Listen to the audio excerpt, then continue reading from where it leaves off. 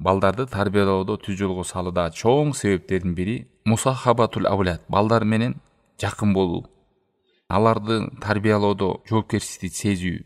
Жакын болуу деген, кээ бир адамдар ошо кийимин бүтөп койсо, мектепке куралын алып берип койсо, тамагын алып келип берип койгон, ушуну тарбия деп ойлоп калгандар бар да.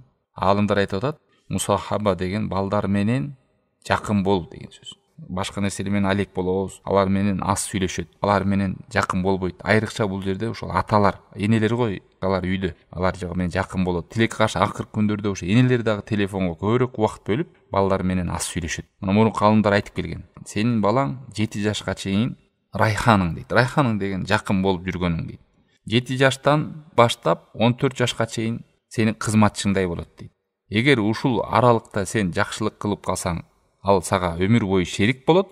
Эгерде бул учурда сен ага жакшылык кыла албасаң, ал сага душман болот.